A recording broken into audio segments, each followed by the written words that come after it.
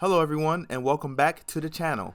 Kori and Maru here, and in this video I will finally be reviewing the House of the Dead 2 remake for Nintendo Switch and PC, a remake of the 1998 classic rail shooter originally developed by SEGA AM1 for the Sega Naomi arcade hardware and later ported to the Sega Dreamcast as a launch title. The House of the Dead 2 is considered one of the best entries in the series, known for its over-the-top horror action, branching paths, and infamous yet charming voice acting. It holds a special place for fans, including myself, who spent hours playing at the arcade with friends and later at home on the Sega Dreamcast. Personally, I've always loved its high replay value with multiple paths to explore, high scores to chase, and unlockables to collect to keep you playing from time to time again. When news broke that Forever Entertainment had reached an agreement with Sega to remake the first two games, with Megapixel Studio handling development, I was so thrilled to play them. These games being rebuilt from the ground up with modern graphics sounded like a dream, as we were going to see updated versions of the arcade games we love spending our quarters on. In April 2022, the House of the Dead remake arrived.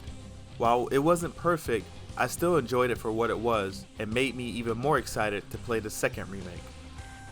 3 years later, alongside with a slight delay, the House of the Dead 2 remake is finally upon us. I wanted to share my honest thoughts on the Nintendo Switch version along with some impressions of the PC release. Big thanks to Forever Entertainment for providing a review code for this video. If you enjoy videos like this, don't forget to like, share, and subscribe for more Sega and video game content. Now, let's dive in and see if this remake lives up to the original. The story is the same as the original. You play as AMS agents James Taylor or Gary Stewart, or both in co-op mode with a friend, working alongside Amy Crystal and Harry Harris to eliminate dangerous creatures in a canal city and stop the mastermind Caleb Goldman from destroying humanity. The objectives of the game remain simple: shoot enemies, save civilians, and take branching paths based on your actions until you face off against epic bosses at the end of each chapter. After my less than positive impressions of the Steam Next Fest demo a few months back, I was hoping the final release would prove me wrong with the feedback regarding issues with the game for the developers to look into before release. Sadly, after several hours with the Nintendo Switch and PC versions, my feelings can be summed up in 2 words: not good. It plays very similarly to the first remake, if not worse. The hit detection feels so off, the window for landing shots is so small that I often miss targets even when aiming carefully. This leads to unnecessary hits, civilian deaths, and frustration. The gyro controls on the Switch make this even messier. The stamina of certain enemies feel far tankier than the original when trying to take them down. I'm looking at you, Kajio and Abitan. And the camera doesn't help either. This was a known issue in the first remake. The enemy approach patterns are another issue. In the original, enemies seem to take turns attacking, giving you moments to react. Here, multiple enemies can swarm you at once, making survival feel unfair, especially if you're aiming to clear the game in a single run. Things only become more manageable after unlocking weapons in original mode. Each of the bosses' redesigns to me are fine visually, but their attack patterns are still a mixed bag. For example, Judgment Type 28 still suffers from the demo's issues. While Zill sometimes rotates around Crawl, he still spends most of the fight hiding behind the headless big guy and moving around too quickly to get a clean shot. Other bosses either rely on cheap hits or lack the challenge of the original. While I'm glad the Magician's original attack patterns have returned, his animations still look rough, and the Emperor, despite his cool redesign, doesn't feel as threatening as before.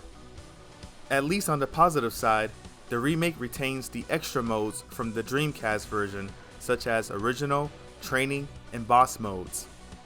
Original mode is still fun for unlocking weapons, game-changing items, and costumes, and this time, you keep them permanently after unlocking them. Playing as Bruno Dillinger from Dynamite Cop again was such a pleasant surprise. Training and Boss modes are functional, though shooting mechanics make them trickier than they should be, at least for the Switch version. Thanks to the feedback from the community, the first stage, including the others on the Switch version, is brighter than what we've seen in the demo, which is an improvement. Unfortunately, the PC version still suffers from the brown filter in the first stage and overly dark visuals, especially in later stages where it's hard to see enemies. Even in cutscenes, characters can be so dimly lit that it's difficult to see what's even happening. Cutscene presentation is another disappointment. The original had a horror movie cinematic vibe where you can see characters interacting with each other like this. G! James, I tried. Don't underestimate the enemy. James, take this. This remake, however, replaces them with first-person sequences, which feels awkward and less cinematic. Character animations also often look stiff. The first remake handled cutscenes pretty well, especially giving them more personality than the arcade version. What happened to the cutscenes that made the developers cut them from the original is beyond me. Enemy designs are faithful to the original, and I even find some of them pretty cool looking, but the ragdoll physics made some of the death animations for them look very awkward and less impactful compared to the original. Now let's see if they changed some of the characters' voices to match how they're supposed to sound, starting with our favorite AMS agent who hasn't been seen since the House of the Dead 4 flashback and the spin-off Loving Dead's The House of the Dead EX as an MC, Gary Stewart. We're meeting G over there. No, not G. What the hell's going on in this city? What happened to Amy and Harry? Counting on you, Gary. Leave it to me. No one's gonna get away with this. Nope. Still sound the same.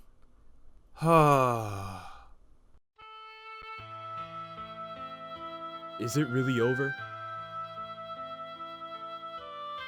Was I really right? Someday. Until the answer is found. Goodbye, Goldman. Is it really over? Was I really right? Someday. Until the answer is found.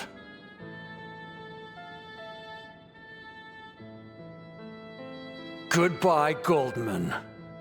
This really hurts me as someone who enjoys the voice performances in all the House of the Dead games.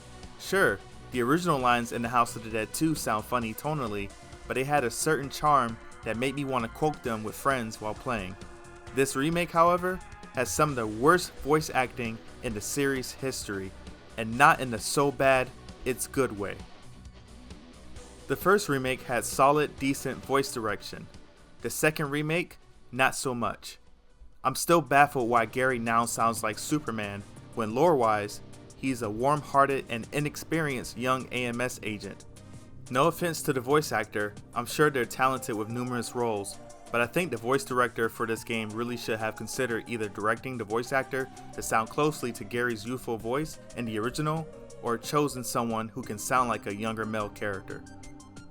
I've also heard complaints from the community that Amy's voice sounds very AI generated, which isn't a good sign unless we hear otherwise. And don't get me started on Goldman. Why does he have a southern accent? Like, couldn't the developers take notes from his portrayal in the House of the Dead 4? In my opinion, that was the best depiction of the character, as he sounded a lot more eerie and sinister in that game tonally. To keep it simple, I just don't like this voice direction. The only characters that sounded decent to me were James Taylor and Harry Harris.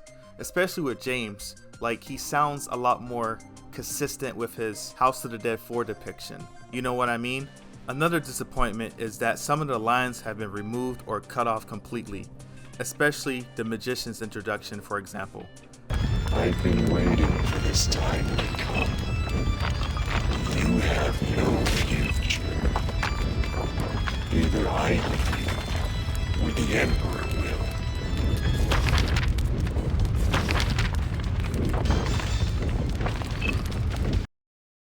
I've been waiting for this time to come. You have no future. Either I will, or the Emperor will. Either way, your fate is in our hands.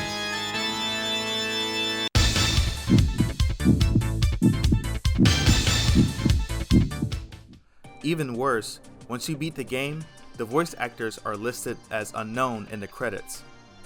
Were they trying to be faithful to the original mystery around who voiced the characters, or is something else going on?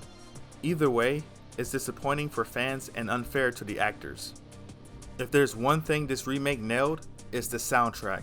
The music absolutely slaps, capturing the early 2000s arcade vibe while adding some modern touches. On top of that, you can switch to the original soundtrack if you want the full nostalgic experience, and I think that's a great option for longtime fans who want to relive the Dreamcast and arcade days. From my overall experience, the House of the Dead 2 remake falls short and fails to capture what made the original game so special. Its flaws outweigh its improvements, and it's in dire need of major patches before I want to replay it like I did with the first remake. The gameplay needs tuning, the graphics are rough, and the voice direction is just bad. Right now, it feels unfinished.